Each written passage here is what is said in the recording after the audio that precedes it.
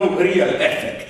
But you even know it, and that's why you protest. You protest it, you know, like this. Okay, I did it, I keep my conscience clear, so now I can go on with my life like normal. It's almost that a protest can also function as a kind of a superstitious act.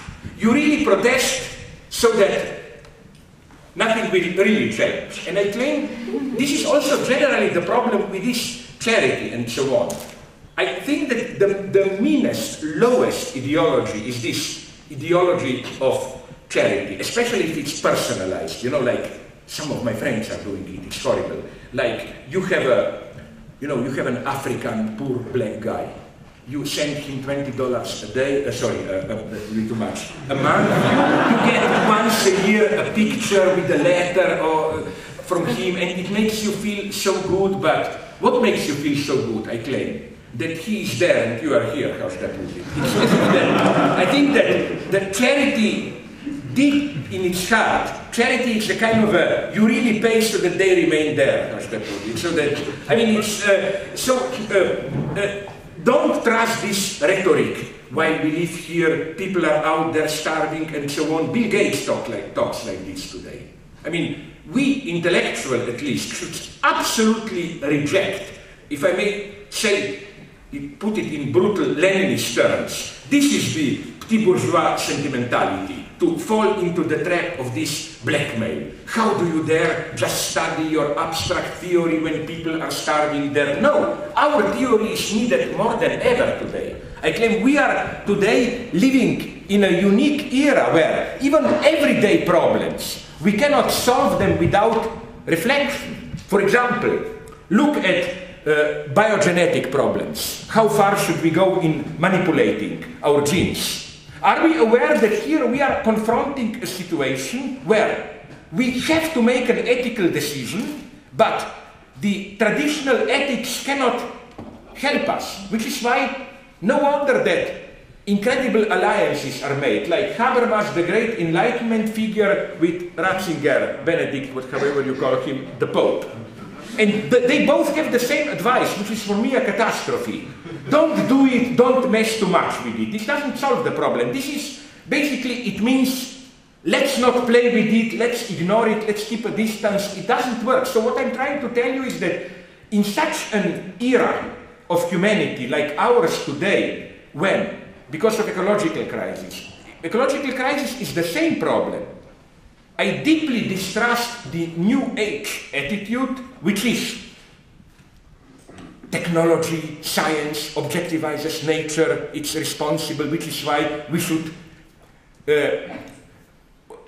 return to our immediate life world experience. Originally, we are part of a situation, breathing with nature and so on. I don't think that's a solution. I think that's the problem. We need more alienation. Why? Let's imagine a very ordinary scene. You listen to a talk about ecology. The mystery is, again, fetishism, the split. We know we are in deep shit. It may be the end. But strangely, nobody is really ready to do anything. Why not? I claim, you know this famous fetishist logic in French, je sais bien, mais quand même. I know very well, but I don't believe it. I claim that's our basic attitude towards ecology. We know, but somehow, after hearing a talk about ecology, you go out, you see the sky, the sun, you cannot really accept that all this will collapse. Why? Precisely because what those Lebenswelt phenomenologists praise so much as our embeddedness in a Lebenswelt, life world. I think that, if anything, we need more alienation, in the sense of the lesson of ecology for me is, ecological crisis is not that we should drop this reference to nature. We need ecology without nature, to cut a long story short. If by nature we understand nature as this Mother Earth, or some kind of a harmonious, balanced system, which then we humans, with our hubris, we disturbed it, and now we have to re-establish the balance.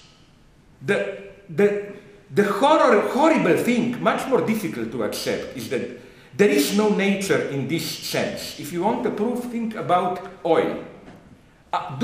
Can we even imagine what a totally unthinkable ecological catastrophe must have happened sometime in the past of the earth to produce oil. I mean, it must be unthinkable. And this is nature. If you read good Darwinists today, you can learn a lot of them, like Stephen Jay Gould and so on. Their lesson is, no, nature is not a struggle where the best survives. Nature is crazy. Nature is not harmonious balance. Nature is totally chaotic. Somebody is a loser, then there is an earthquake, the rules change, the loser is the winner, everything is improvisation. So you see, this is the true difficulty to think about ecological crisis, which would be maybe even a better example than tolerance of how ideology works. Ideology is not dreaming. Ideology is about very real problems. Tolerance, exploitation, or ecological catastrophe. What is problematic is how the very way the problem is perceived is part of the problem. It mystifies it. And for all this, we need theory more than ever. We shouldn't feel not in the minimum guilty about being intellectuals. I think it's a matter of survival even for us to remain intellectuals. Without this, we are effectively lost. So let's not lose our nerves. Let's go on, and we will see what will happen. Thank you very much.